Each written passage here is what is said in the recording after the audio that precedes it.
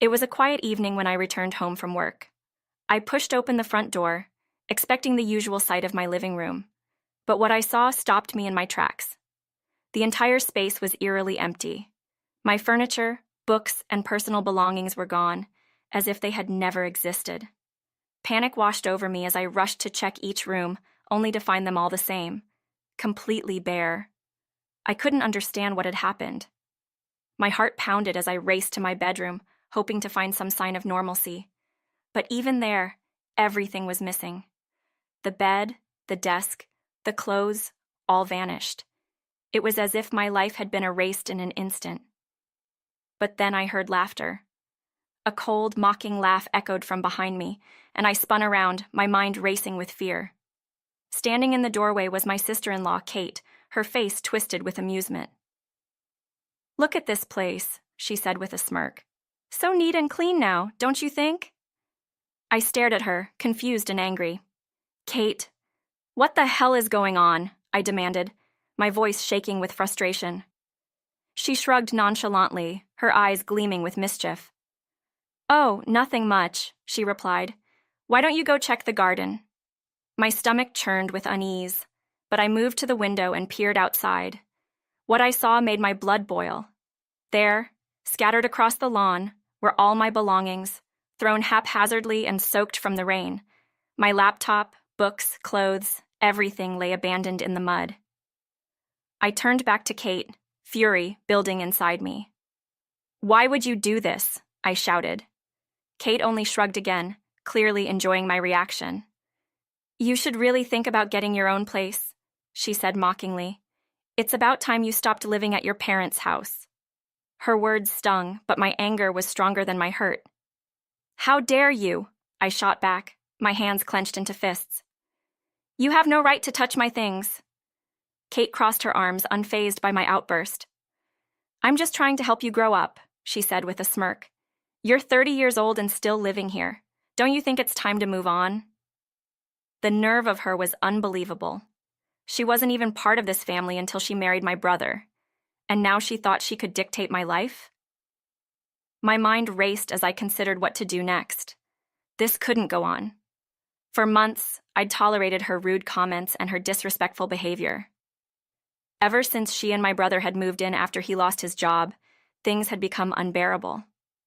At first, I tried to stay calm for my mother's sake, but Kate seemed determined to make life difficult for me.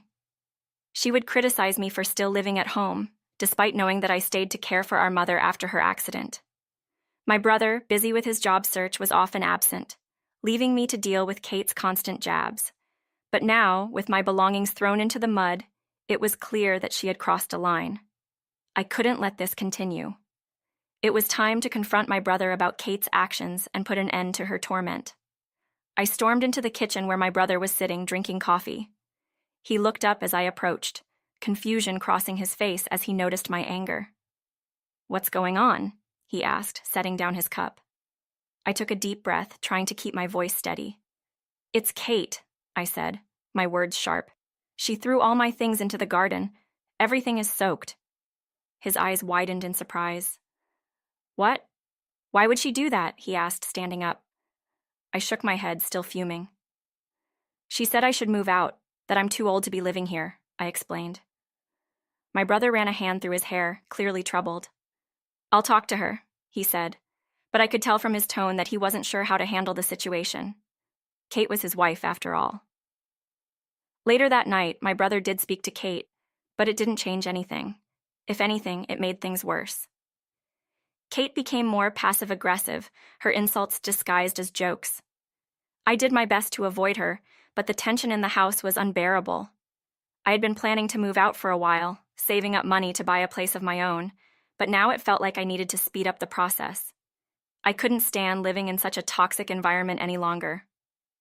The following week, I contacted a real estate agent and started looking for apartments. As I toured one property after another, I found myself imagining a life without Kate's constant criticism. A life where I could breathe freely and focus on my career without distractions.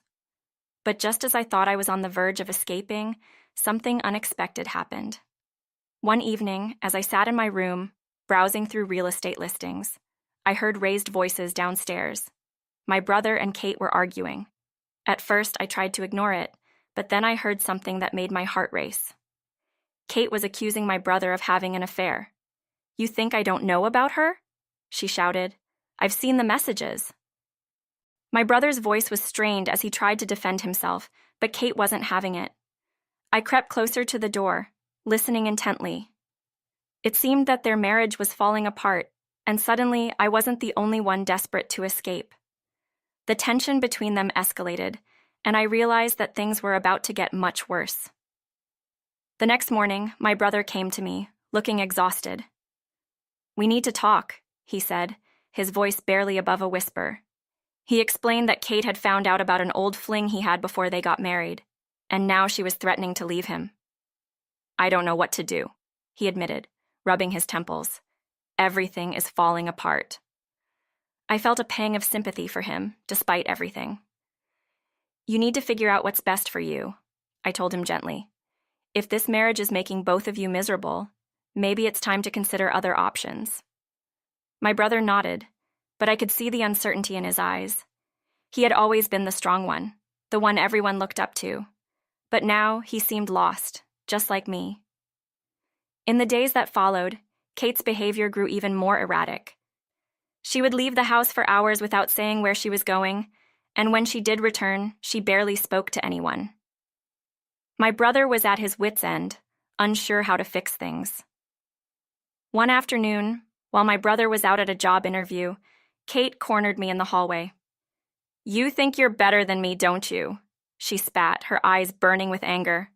I blinked, taken aback. "What are you talking about?" I asked, genuinely confused. "You and your perfect life," she continued, her voice dripping with venom. "You don't have a husband to deal with.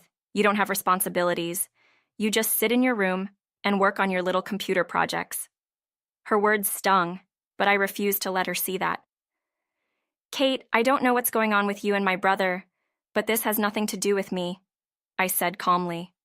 "I'm just trying to live my life." But Kate wasn't done. "Live your life?" she scoffed. "You don't even have a life. You're 30 years old and still living at home like a child." Her words hit harder than I expected, but I kept my composure. "I'm leaving soon," I told her. "I've already started looking for a place." Kate's face twisted into a cruel smile. "Good," she said. "The sooner you're gone, the better." I stood there, watching her walk away, feeling a mix of anger and relief. My decision to leave was final now. Finally, the day came when I signed the lease for my new apartment. It wasn't anything fancy, but it was mine, and that was all that mattered. As I packed up my things, I couldn't help but feel a sense of liberation. For the first time in years, I was taking control of my life. No more Kate, no more tension, no more living under someone else's rules. When I told my mother about my decision, she was supportive, though I could see the sadness in her eyes. "You've done so much for me," she said, her voice soft. "It's time for you to focus on yourself." I hugged her tightly, promising that I would visit often. My brother, on the other hand, was quiet. He knew that once I was gone, he would be left alone to deal with Kate. The final confrontation came on the day I moved out. As I carried the last box to my car, Kate stood on the porch, watching me with a smug expression. "Leaving already?" she called out, her voice dripping with sarcasm. I didn't respond. I didn't have the energy for another argument. But just as I turned to get into my car, Kate said something that stopped me in my tracks. "Good luck out there," she sneered. "You'll come crawling back soon enough." I froze, gripping the car door handle. Slowly, I turned to face her. "You're wrong," I said quietly but firmly. "I'm never coming back." With those final words, I got into my car and drove away, leaving the house and Kate